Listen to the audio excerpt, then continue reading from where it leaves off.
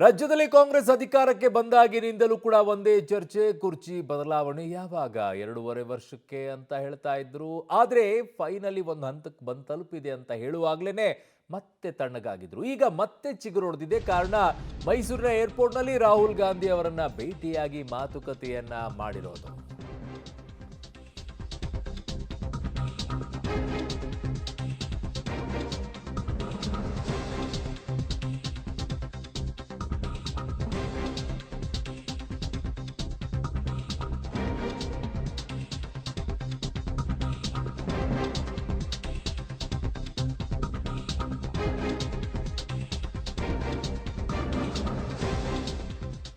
ಮೈಸೂರು ಏರ್ಪೋರ್ಟ್ನಲ್ಲಿ ಆಗಿರುವಂತಹ ಬೆಳವಣಿಗೆ, ಒಂದೇ ಒಂದು ನಿಮಿಷದ ಮಾತುಕತೆ, ಉತ್ತರ ಸಿಕ್ತಾ?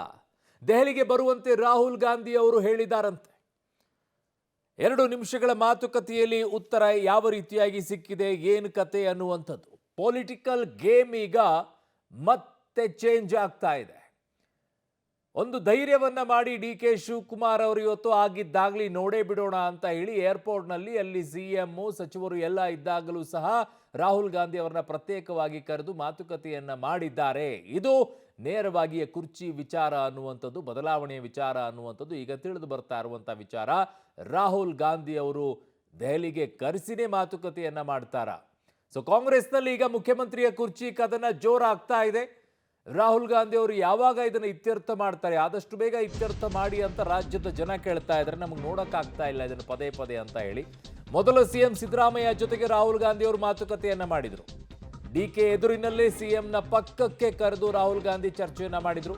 ಇಬ್ಬರು ನಾಯಕರ ಮಾತುಕತೆಯ ವೇಳೆ ಡಿಕೆ ಶಿವಕುಮಾರ್ ದೂರ ನಿಂತಿದ್ರು. ಸಾಕಷ್ಟು ಕುತೂಹಲ ಮೂಡಿಸಿದೆ ರಾಹುಲ್ ಗಾಂಧಿ ಅವರ ನಡೆ. ಮೊದಲು ಸಿಎಂ ಸಿದ್ದರಾಮಯ್ಯನವರ ಜೊತೆಗೆ ರಾಹುಲ್ ಗಾಂಧಿ ಮಾತುಕತೆಯನ್ನ ಮಾಡ್ತಾರೆ. ಡಿ ಕೆ ಎದುರಿನಲ್ಲೇನೆ ಆ ದೃಶ್ಯವನ್ನು ನಿಮಗೆ ತೋರಿಸ್ತಾ ಇದ್ದೀವಿ.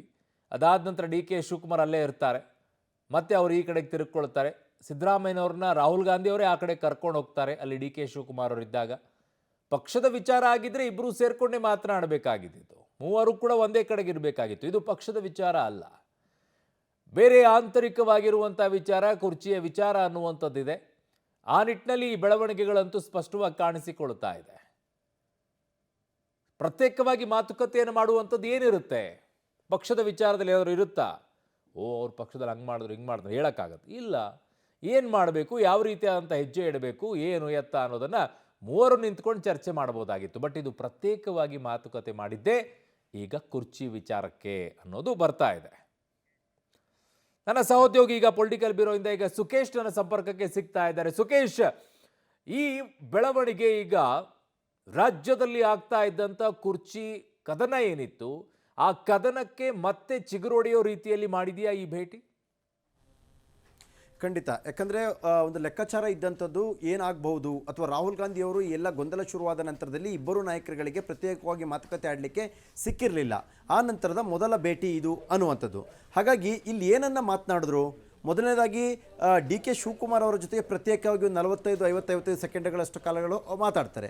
ತದನಂತರ ಮುಖ್ಯಮಂತ್ರಿಗಳ ಹತ್ರ ಬಹುತೇಕ ಹೆಚ್ಚು ಕಡಿಮೆ ಅಷ್ಟೇ ಸಮಯದವರೆಗೆ ಪ್ರತ್ಯೇಕವಾಗಿ ಮಾತಾಡ್ತಾರೆ. ಆನಂತರ ಇಬ್ಬರ ಜೊತೆಗೆ ನಿಂತು ಕೂಡ ಕೆಲವು ನಿಮಿಷಗಳ ಕಾಲ ಮಾತಾಡ್ತಾರೆ.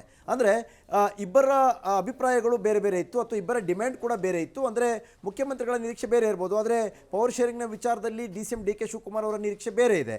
ಆದರೆ ಎರಡೂ ಕೂಡ ಮಾತಾಡಲಿಕ್ಕೆ ಇದು ವೇದಿಕೆ ಅಲ್ಲದೆ ಇದ್ರೂ ಕೂಡ ಒಂದು ಸೂಚನೆಯನ್ನಂತೂ ಕೊಡಬೇಕಿತ್ತು. ಅನಿವಾರ್ಯತೆ ರಾಹುಲ್ ಗಾಂಧಿ ಅವ್ರಿಗೆ ಎದುರಾಗಿತ್ತು. ಯಾಕಂದರೆ ತಾವು ನಂಬಿಕೊಂಡಿದ್ದಂತಹ ಇಬ್ಬರು ಪ್ರಮುಖ ನಾಯಕರು ಮತ್ತು ಪಕ್ಷ ಅಧಿಕಾರದಲ್ಲಿರುವಂಥ ದೊಡ್ಡ ರಾಜ್ಯದ ಉಪಮುಖ್ಯಮಂತ್ರಿಗಳು ಮತ್ತು ಮುಖ್ಯಮಂತ್ರಿಗಳು ಇರುವಂಥ ಇಬ್ಬರು ನಾಯಕರಿಗೆ ಏನು ಸಂದೇಶವನ್ನು ಕೊಡಬೇಕು, ಹೇಗೆ ಈಗ ಗೊಂದಲವನ್ನು ಪರಿಹರಿಸಬೇಕು ಅನ್ನೋದ್ರ ಬಗ್ಗೆ ಏನು ಸಮಾಧಾನವಾಗಿ ಹೇಳಬೇಕು ಅನ್ನುವಂಥ ಪ್ರಶ್ನೆ ಸಹಜವಾಗಿ ರಾಹುಲ್ ಗಾಂಧಿ ಅವರ ಮುಂದೆ ಇದ್ದಂತೆ ಇತ್ತು.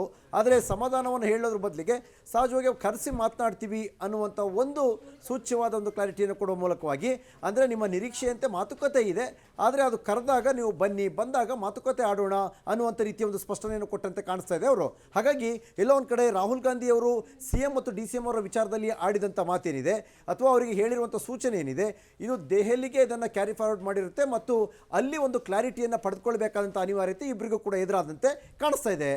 ಅರುಣ್, ಓಕೆ, ಹಾಗೆ ಸಂಪರ್ಕದಲ್ಲಿ ಸುಖೇಶ್, ವಾಪಸ್ ಬರ್ತೇನೆ ನಿಮ್ಮ ಹತ್ರ. ಇಲ್ಲಿ ಕೇವಲ ಸಿದ್ದರಾಮಯ್ಯನವ್ರನ್ನ ಮಾತ್ರ ಪಕ್ಕಕ್ಕೆ ಕರೆದು ಮಾತನಾಡಿಲ್ಲ, ಮಾನ್ಯ ಉಪಮುಖ್ಯಮಂತ್ರಿ ಡಿ ಕೆ ಶಿವಕುಮಾರ್ ಅವರನ್ನೂ ಸಹ ಪಕ್ಕಕ್ಕೆ ಕರೆದು ರಾಹುಲ್ ಗಾಂಧಿ ಅವರು ಮಾತನಾಡಿದರು.